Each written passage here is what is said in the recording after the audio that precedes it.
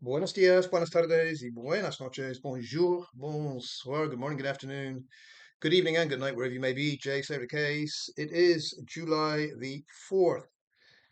Happy Independence Day to any of our US fraternity, especially Philly from Philly.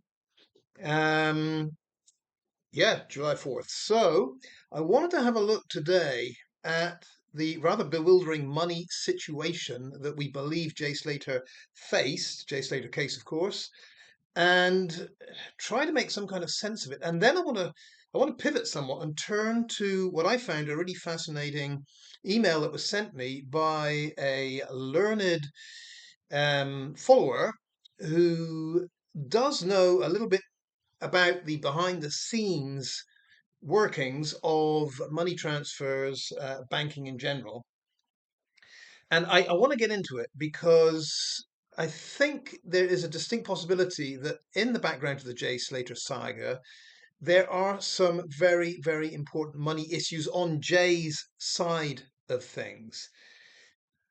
I don't know to what degree Debbie Duncan looked into this, but I think as a mother, she should have been alarmed, apart from any other reason for being alarmed, by those words when it came out that Jay had no money. And it came out in various formats at various times. If you remember, there was one lengthy, I think it was a WhatsApp that was posted by I don't know who, that said that they were sure, this person was sure Jay had run out of money, like 2 or 3 days into his 1 week stay, and he had no money. We know for sure that his account failed him and he could not make those payments on the Sunday evening. We know that Brandon was asking Jay to get 2 ton out. We know that Ayub at the inquest said, as far as he was aware, yeah, he seems to remember words to the effect of Jay didn't have any dough. I think that was the word he used. So, in the background of everything in the Jay Slater case is this what seems to be a very pressing money issue. Well, certainly for Jay, for those around him, and I would submit quite possibly for those above. Because if, I know it's a big if, but if Jay's account was being used for money transfers for any income that Lucy and Co. were earning with their sales while in Tenerife, then the closing of that account would have spelt disaster, I presume, for not only Jay and his friends, but the whole operation. And that is why I think in the background we always have to keep thinking when Lucy said, I believe it was in a, I don't know, text, WhatsApp message, I believe to her mum, Beck's Law, that she had well and truly effed up. I mean, we've got to think, is she talking about the whole money situation? That maybe it was Lucy's big idea, authorized or not by her bosses, that Jay's account would be used for money transfers? I don't know.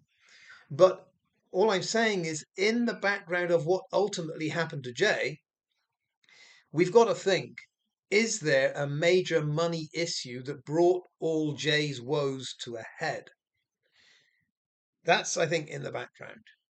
Now, on the surface, it seems a little bit odd that Brandon is asking for Jay to get his 2 ton out if Jay didn't have any money. Sunday evening, Brandon should be aware that Jay had no money. Or does it work the other way round? Does it work the other way round in that Lucy has told Brandon that, yeah, tonight's sales have been going really well and they are all going directly into Jay's account, that Jay does now have money. And therefore, Brandon is, right off the bat, hey, mate, get my 2 ton out because now you've got some in there, you owe me. And I think it was Mark Smith that pointed out a long time ago. I mean, ultimately, if Brandon is owed 200, then Brandon could well owe Ayub or someone else above him 200. The chain of who gets what cash doesn't end with Brandon, doesn't start with Brandon, doesn't end with Jay, doesn't start with Jay. This is a flow. And so logically, Brandon's saying, yeah, get my 2 ton out, mate. It could well be that Brandon was under intense pressure to pay off someone who was leaning on him. We don't know.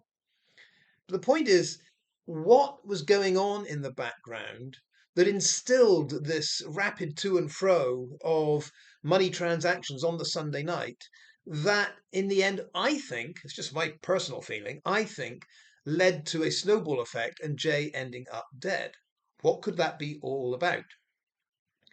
Well, it could be simply the failure of the big plan of the gang to use Jay's account as the washing machine, as the laundering system for illegal gains. And this is where I turn to the email that I was sent, and I'm just going to read it out. And as you follow it, I think you'll see that possibly the whole Santander bank crisis that happened in that year could well have had Jay Slater and the Crooks in general over in Tenerife as their victims. Way back when I said that a contact that I had in the Bahamas that knew somewhat about the banking fiasco that happened with Santander explained that in the US, in the Caribbean, in Spain, not in the UK, but there were a number of Santander holders' accounts that had been hacked with information disseminated far and wide. And for that reason, it was specifically Santander, I believe it was summer of 2024, that cracked down on analyzing exactly which money is coming in from where and why. Now we turn to the email. Now we turn to the email. So let me pull it up here. Here it is, and it's entitled Compliance. Dear Duncan, I think that small money mules are going to have trouble. Thank goodness.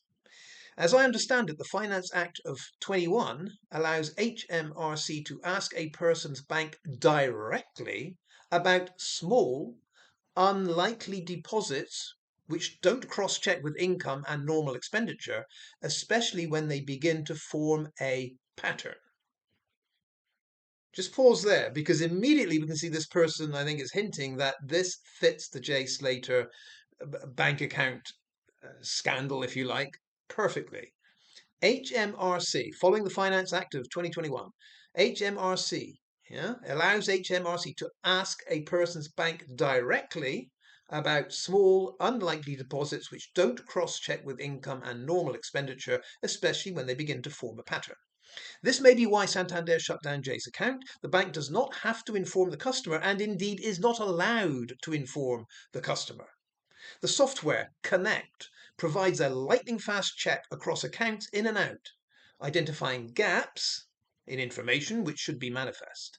Now, since July 25 and the Proceeds of Crime Act, money laundering is going to be very difficult. Students and young people are being warned about it. The UK government rejected the American system, which triggers alerts at $10,000. That system allows small sums to go under the radar. The UK system triggers at changes of behaviour. If you sell your car for £3,000 and deposit the sum in the bank in small parts, well, that definitely triggers investigation, pattern of behaviour. If you go to the bank with your £3,000 and a note, this is the sale of your old banger to Mr. Bloggs, who paid cash, and this checks out with DVLA, all is well. Now, if Grandma dies and leaves money around the house, you deposit her £3,000, that will trigger an alert, unless there is a paper trail.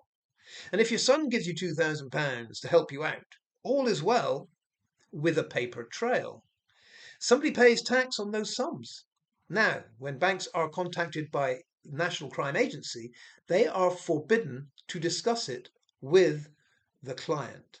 And I think this forbidden to discuss it with the client is what could well have shocked, I mean, mortally mortified, if you like, Jay, the gang, the superiors, those that are trying to wrap business up on that last night of the NRG festival. It's like bloody hell. No one warned us this could happen. Well, maybe that's what we are going to see over and over again. And what I find interesting about this is that the focus globally, if you like, on trying to contain the narco trade has been how to seize vast amounts of the produce and how to get some of the kingpins, behind bars. But this contributor is saying, hang on a second, if HMRC and British law has got this right, then it could be that the very grassroots of the narco business, these street sales, these small amounts that add up over time into certain accounts, if that is squeezed from the bottom end, the kingpins aren't going to get anything. I mean, everyone relies on the person below them getting their cash in hand to pass it on. This is a good point. Now, I don't want to get wildly optimistic and say, here we go, good old technology and AI is with the Connect system in our banking world is going to stop this. I don't think it's as easy. I mean, experience shows that the crooks are often one step ahead of law enforcement. But I think this follower is right that this could be something that trips up, at least initially, a lot of the small timers, the street level people, and ultimately those higher up might be squeezed somewhat. Let's see. My follower continues and says, I find this very pleasing. This is how districts can begin to be cleaned up. If there is nowhere for the small sums to go, there is a problem for street level crime. Now, I think Jay's account was caught out by one of these alerts. I wonder how the kids of NRG are working it all out this year. Presumably, Jay's account was a clean British Santander account, the perfect vehicle for small sums incoming, until the Proceeds of Crime Act of 22, which was gradually working through. So, yeah, it's a good point. All of these Proceeds of Crime Act, Finance Act, etc., these are from a few years ago, but we shouldn't expect, the knock-on effect, if you like, to immediately impact street level crime. But if this follower is right, here's a sign that maybe those laws are now kicking in big time. Jay had his apprentice's income. The alert would have been the small sums incoming and the payments out to a Tenerife company. Unless, of course, the Tenerife estate company owned the bar. It's always possible. The outgoing may have been perfectly okay, but the incoming small sums were not. And that I'm going to repeat that because this is important. We have focused a lot on who is this Infacine Investments outfit, the head guy, dodgy looking Spanish guy that actually lives in Luxembourg, you know, was or is a Facebook friend of Chris's fiance. What is this connection here? Is it yet another shell company, dodgy company, laundering money? It looks like it. This follower is making a very good point. Maybe the problem wasn't that end. Maybe that investment company was ultimately the owner of the bar where the transaction took place, and it wasn't that shut down Jay's account. It was actually the incoming small amounts that, when compared to his apprentice's income, didn't look legit. The follower says, Little Lucy has a problem too. She cannot take a bag of coins into the clubs and swing that around. This is where the new British Proceeds of Crime Act system meets Tenerife. The high-end criminals find money laundering easy, but the filthy stuff has to be sold at community level, and the National Crime Agency is getting a lot of help from this legislation. All right. Massive thank you to that, as I say, well-informed and authoritative follower that I think painted the picture very succinctly. I'm just going to repeat my thesis here. It's basically twofold. It's it is pretty clear that Jay had some money issues on that Sunday night. It would be it seems unlikely to me that those money issues would be totally unconnected to what happened to Jay on the Sunday night and the Monday morning. It is possible, could be coincidental that Jay, on the one hand, has all these money problems that are connected to Brandon, that are connected to, proceeds going into his Santander account, then the account fails. That's all happening over here. Totally unrelated to it is Jay going down a course that leads to his death. Are these two separate paths? I don't think so. I think what happens to Jay over here, this path that leads to his demise and then his death, is linked not only to the money situation, but this overall shite happening with the narco operation and some emergency decisions having to be made and then a whole cover up having to kick in. That's what I think. I think it's all connected. Exactly how it's all connected and who made what decisions with what effect, of course, we don't know. Accident group like to joke that, we are not getting closer to anything into the third year here. Well, yes and no. I mean, not getting closer to a coherent, rational explanation step by step of what happened to Jay on that Sunday night, Monday morning. Sure. I mean, as I said, we're not trying to prove anything here. We're just trying to raise the right questions that would lead the ultimate authorities, police, media, if you like, to investigate in the right direction. We're not going to solve anything. We're not going to produce the evidence that gets in. We can just apply pressure. And the good news is when we do apply pressure, we do get results. I don't think, just off the top of his head, Ivor Lovelace would wake up one day and say, "Hello, everybody, newsflash. The reason Lucy didn't go up to save Jay was because she was told by the Guardia Civil to sit tight. So she was ordered not to go. That's why she didn't go." I don't think Ivor Lovelace would have just woken up one day and decided to share that with us after 2 years of not sharing it with us. I think he did it because he and possibly his great chum, Debbie Duncan, were feeling pressure from our community saying, if you can't answer these questions, you're covering something up. And if you're covering something up, you're a fraudulent charlatan grieving mother. So that's my theory that a bit of pressure from Debbie Duncan told her great communicator, her great spokesperson par excellence, yeah, the slugster, professor of Pisspot University himself. I am being sarcastic. To go ahead and say something that would explain what the hell happened with Lucy and co not going up to save Jay. That's just my theory, all speculation, but that's what we're here for. Until we get the concrete answers from the accident group that have all the answers, we will continue to speculate. This is the dance that's going on. We speculate, we throw out ideas, we discuss, we have a good laugh at the accident group that can never answer these questions. And that's where we go. That's where we keep going. We keep applying the pressure and hope that it bears fruit. Before I drop that subject, well, let's drop that subject and move on to the second one. This is the thing about me posting details from two of my bank accounts. And yeah, a few of you got quite concerned about that. Yeah, Duncan, don't share your banking information. Don't share any banking information. What are you doing? Have you gone crazy? Maybe, who cares? But yeah, I wanted to put that out there because I could see a potential trap. And those of you that know me, yeah, I do have that, let's say, toying, playful side, rather cruel maybe, that where I see a certain evidence and I see a certain fact, I do like to throw out the temptation for the AG to comment and be trapped by their own false assumptions. I do like to do that. And this was a perfect example. So here's the full story as it goes. As I was wondering the other day, exactly when does the accident group think I got fired from my teaching jobs with Little English? And just to repeat for the umpteenth time, my last class with Little English was April the 3rd of this year, 2026. I don't see anyone denying that because that is the truth. But the unfounded accusation, allegation, rumor has been out there from the accident group that I got fired at some point in 2025. No, no.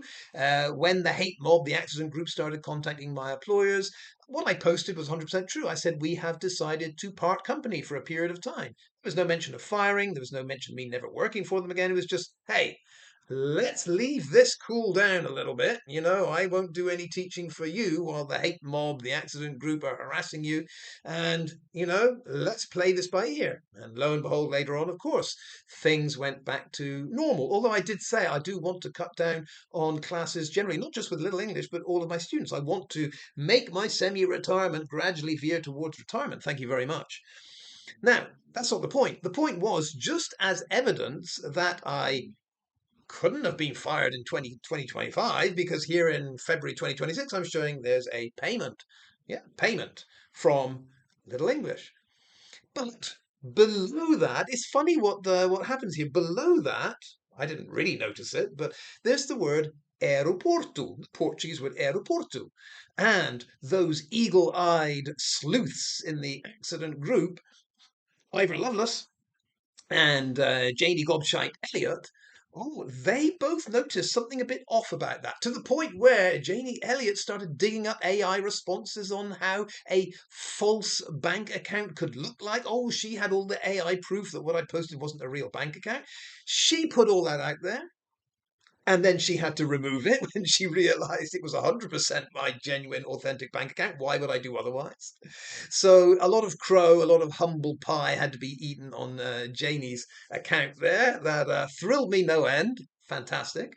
Ira Lovelace, he went full hog on this. He did his language research. He was out there saying Aeroporto does not exist in any language, and he even joked. He said, "Who the hell has a bank card charge to the airport? Like has Smith gone and bought Heathrow or something? You don't buy an Aeroporto, even if it were a real word."